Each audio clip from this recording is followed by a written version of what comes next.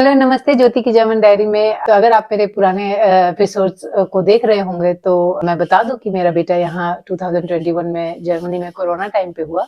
लेकिन इस एपिसोड में हम पूरी डिलीवरी और डिलीवरी से पहले एक दो दिन का पूरा कार्यक्रम कैसा रहा और हम हॉस्पिटल में कितने दिन रुके और कैसा बर्थ प्रोसेस उसके बारे में मैं बात करूंगी। और रोलर कोस्टर रहा ये पूरा 3-4 दिन का सफर, इसलिए इसे मुझे थोड़े डेप्थ में जाके बताने की जरूरत पड़ी है, तो आप जुड़े रहिए।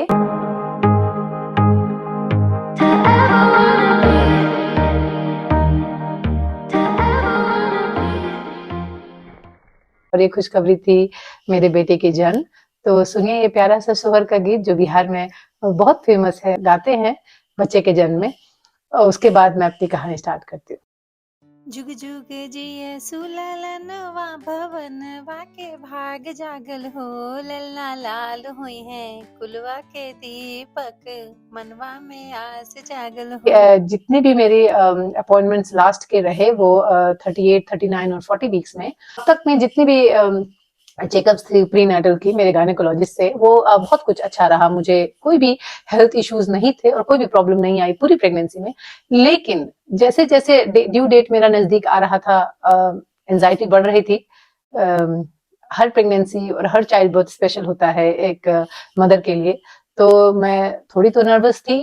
और मेरे गायनेकोलॉजिस्ट के तरफ से, मतलब मेरे पहले प्रेगनेंसी से ये मेरा अनुभव रहा है कि 36-37 वीक के बाद बेबी का जो हेड पोजीशन है वो डाउनवर्ड फिक्स हो जाता है पेल्विक एरिया में।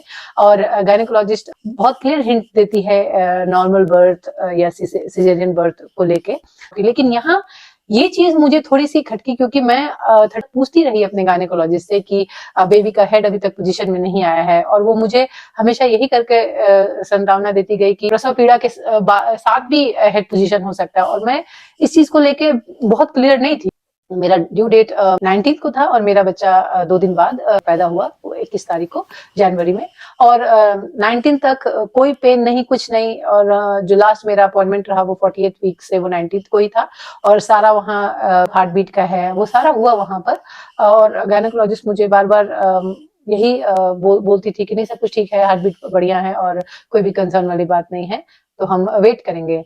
लेकिन 2 दिन बाद, वो 21 तारीख था, उस दिन मुझे ऐसा लगा कि मुझे एमनियोटिक फ्लूइड कहीं से लीक कर रहा है। मैं श्योर तो नहीं थी, इसलिए ये अराउंड 8-8:30 सवेरे की बात है। और मैंने गायनेकोलॉजिस्ट को अपने कॉल किया क्लिनिक में, और उन्होंने मुझे वहां आने के लिए कहा। मैं मुझे चेक किया और पता चला कि वो यूरिन नहीं, वो एमनियोटिक फ्लूइड ही है। और उन्होंने मुझे तुरंत डायरेक्ट किया कि मैं अपने जो हॉस्पिटल जो हमने प्लान किया था चाइल्ड बर्थ के लिए, वहां मैं जाऊं।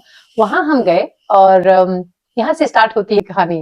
तो चूंकि कोरोना का टाइम था तो चीजें बहुत ज्यादा स्ट्रेसफुल थी। पहले से ही एक मदर इतनी नर्वस थी। ये सब चला। उसके बाद मुझे लगता है 11:30 बजे तक ये सब प्रोसेस रहा। फिर उन्होंने चेक किया तो उन्होंने भी कंफर्म किया कि एमनियोटिक फ्लूइड ही है, और उन्होंने मुझे तुरंत एडमिट होने के लिए कहा। यहाँ से स्टार्ट होता है डर। अब मैं अकेले, क्योंकि हस्बैंड को बहुत ज्यादा वहां रुकने अलाउड नहीं किया गया था, वो सिर्फ डिलीवरी के जस्ट 20 मिनट्स पहले आ सकते थे हॉस्पिटल, तो वो मुझे वहां एडमिट करा के चले गए। और मैं अपना हॉस्पिटल बैग भी लेके नहीं आई थी, तो ये भी था, बाद में आके वो दे गए। और 2-2:30 बजे तक मुझसे परमिशन ली गई कि मैं पेन इंड्यूस कराएं। 2:30 बजे मेरा पेन इंड्यूस हुआ, और रात के 9:30 बजे तक ऑलमोस्ट 7-8 घंटे ये जो लेबर पेन था वो मतलब मैं बता नहीं सकती, वो बहुत अनबियरेबल था। अनबियरेबल इसलिए भी था क्योंकि साथ में न हस्बैंड थे, न माँ थी, न घर का कोई था। अकेले एक रूम में, मतलब उस पीड़ा में मैं आज भी सोचती हूँ कि ये मैंने किया, मुझे विश्वास नहीं है।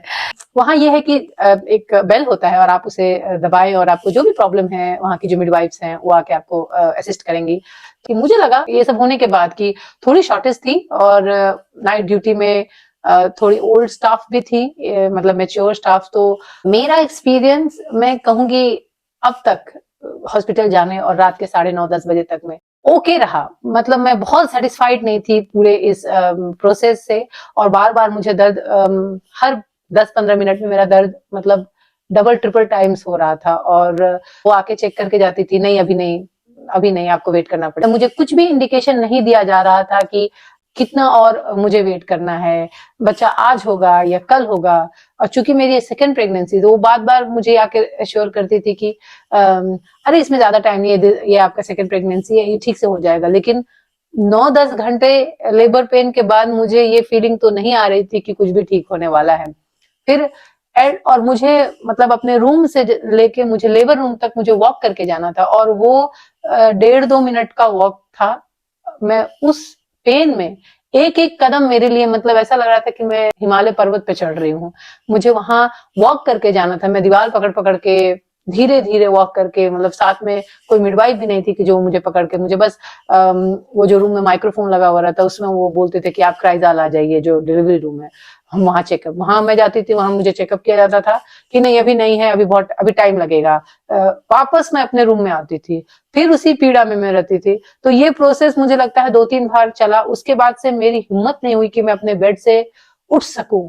फिर मैंने लास्ट जो एक रिंग किया, उसमें जो मिडवाइफ आई, उन्होंने जाके डॉक्टर को ये बताया कि मेरी हालत बहुत खराब है और मैं खड़ी भी नहीं हो पा रही हूँ।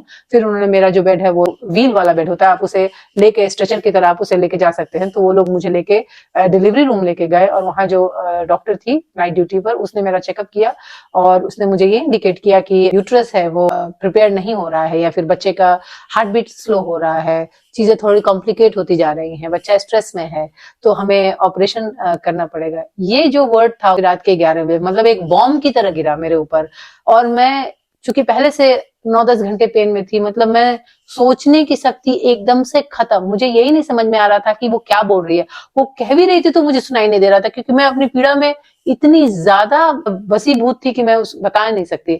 फिर उन्होंने बोला नहीं, मुझे आपको लेके जाना होगा ऑपरेशन रूम, और मैंने उनको आउटराइट मना कर दिया, क्योंकि मुझे अब तक में पूरी प्रेगनेंसी, 40 वीक्स के जर्नी, मुझे एक जरा भी इंडिकेशन नहीं मेरे गायनेकोलॉजिस्ट से आया, नहीं मेरा हॉस्पिटल में जो भी चेकअप्स हुए उससे आया कि ये सिजेरियन हो सकता है। और मैं मेंटली इसके लिए बिल्कुल भी प्रिपेयर नहीं थी। और वो उस मोमेंट में ये बात होना, मैं अकेली बेड पे लेबर पेन में, हस्बैंड भी साथ में नहीं, मुझे समझ में नहीं आया कि मैं क्या जवाब दूं। मैंने कहा नहीं नहीं, आप मुझे एपिड्यूरल दे दे, मैं नॉर्मल ट्राई करूंगी। उन्होंने मुझे फिर से समझाया कि नहीं, इसमें कोई चांस ही नहीं है कि आपको नॉर्मल डिलीवरी होगी, बच्चे का हार्ट बीट गिर रहा है। फिर भी मैं वहां डॉक्टर की बात नहीं मान रही थी। फिर उनको लगा कि शायद मैं एक राइट सेंस ऑफ थॉट में नहीं हूं, इसलिए उन्होंने मेरे हस्बैंड को फोन किया कि आप बताइए क्या किया जाए, और मेरे हस्बैंड ने वही उन्हें सलाह दिया जो होना चाहिए। और उन्होंने मेरे हस्बैंड को आने के लिए भी कहा, तो 10 मिनट का रास्ता है घर से हॉस्पिटल का। तो मेरे हस्बैंड वहां से निकले, और उनके हॉस्पिटल पहुंचते पहुंचते और कोरोना का जांच होते होते मेरा बच्चा बाहर था। 10-15 मिनट में ये सारा हुआ। वो मुझे वहां अंदर ऑपरेशन थिएटर में ले गए, और मतलब मेरे लिए ये फर्स्ट टाइम एक्सपीरियंस। वहां 5-6 डॉक्टर्स, 1-2 मिडवाइफ, मतलब ऐसा लगा कि मैं कहाँ पहुंच गई हूँ।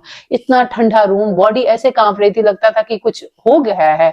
और दोनों साइड से दोनों मिडवाइफ मेरा हाथ पकड़ा हुआ है, और एक डॉक्टर मुझे सारी चीज समझा रहा है कि वो मुझे ऐसे रीढ़ की हड्डी में इंजेक्शन देगा। मुझे कुछ भी सुनाई नहीं दे रहा था। मैं कुछ भी सुनने और सोचने के समझ से उस समय नहीं थी, क्योंकि मेरी पीड़ा बहुत ज्यादा थी, बहुत ज्यादा। और मुझे कब वो इंजेक्शन लगा एनेस्थीसिया वाला, मुझे कुछ भी याद नहीं है।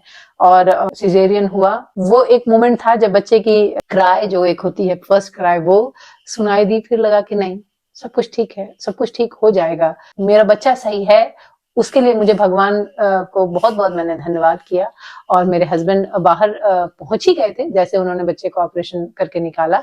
और फिर ये जर्नी जो शुरू, और अगले 5-10 मिनट की जो जर्नी थी, बच्चे को चेस्ट पे लटाया गया और स्किन टच हुआ, और फिर मेरे हस्बैंड भी आए। फिर जान में जाना है कि नहीं, मैं जिंदा हूं, मैं ठीक हूँ, और सब कुछ ठीक होगा आगे।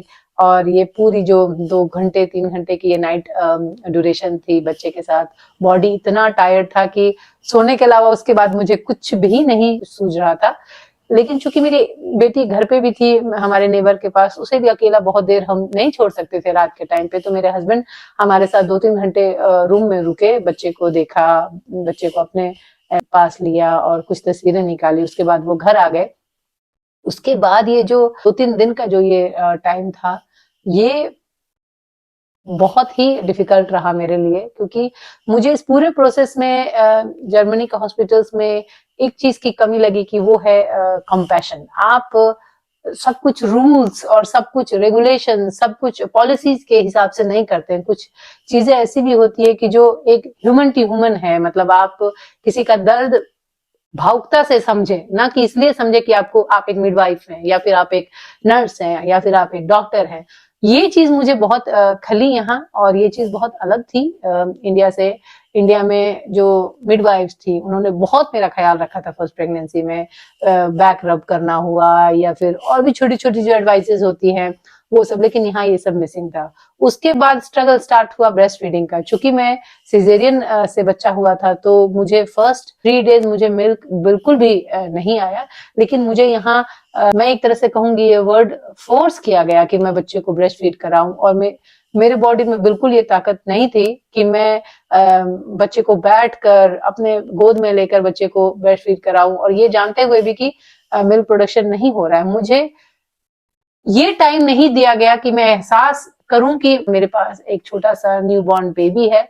ये थॉट के लिए मेरे पास टाइम नहीं दिया गया हॉस्पिटल में। 2-3 दिन वो हॉस्पिटल में, फिर मैंने हस्बैंड को दूसरे दिन फोन किया और मुझे बहुत रोना आया। इसलिए भी शायद कि अकेली थी और सब कुछ खुद पर था। मतलब एक पानी लेना भी है तो आप अपने रूम से उठकर 2-4 कदम चलकर बाहर जो डब्बे पड़े हैं उसमें से आप पानी निकालें और ले आए।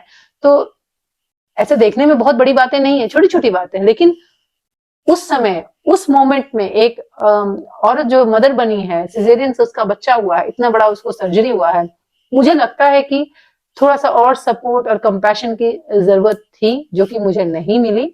बट मेरे हस्बैंड दूसरे दिन आए, वो उस रात रुके, और ये हॉस्पिटल में हम लोग मैक्सिमम 3rd डे हम लोगों ने वहां से छुट्टी करा ली, क्योंकि मुझे वहां बिल्कुल भी नहीं अच्छा लग रहा था, खाना भी नहीं अच्छा लग रहा था, और जो स्टाफ्स का बिहेवियर था, अब चाहे वो कोरोना के कारण हो, शॉर्टेज ऑफ स्टाफ के कारण हो, बट यहाँ हमें कुछ चीजें बहुत खली हैं। और मुझे लगा कि मेरी पहली प्रेगनेंसी में पोस्ट बर्थ मुझे ज्यादा ख्याल रखा गया, और चीजों का छोटी छोटी चीजें हैं, पकड़ के उठा के बिठाना है या फर्स्ट टाइम बाथरूम यूज करना है। मतलब मैं बताऊं, जब फर्स्ट यूरिनेशन होती है सी सेक्शन के बाद, वो बहुत पेनफुल होती है। और मतलब वो जो मिडवाइफ आई या नर्स थी, मुझे एग्जैक्टली याद नहीं है, मतलब उन्होंने मुझे बिना आगाह किए हुए सारा ये प्रोसेस किया, और ये प्रोसेस बहुत पेनफुल था, बहुत। मैं शॉक में थी, और वो मुझे बार बार ये कह रही थी आप उठ के बैठिए, उठ के खड़े हुए, और मुझे इतनी जोर से चक्कर आ रहे थे, मुझे ऐसा लग रहा था कि मुझे उल्टी हो जाएगी, लेकिन वो मेरी एक बार भी उन्होंने मेरी बात को ध्यान नहीं दिया, और वही हुआ, मुझे बहुत उल्टियां आई, क्योंकि एनेस्थीसिया का असर उस समय तक भी था, दूसरे दिन सवेरे तक भी था पूरा असर।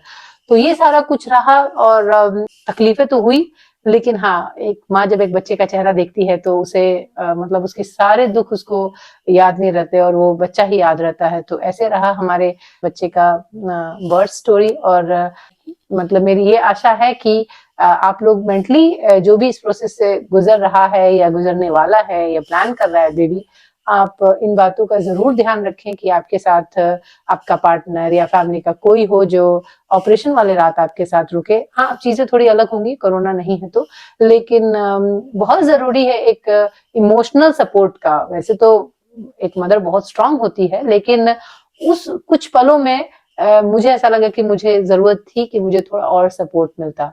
बस ये रही कहानी। फिर मिलते हैं अगले एपिसोड में, बात करते हैं और कुछ इंटरेस्टिंग बातों की। धन्यवाद।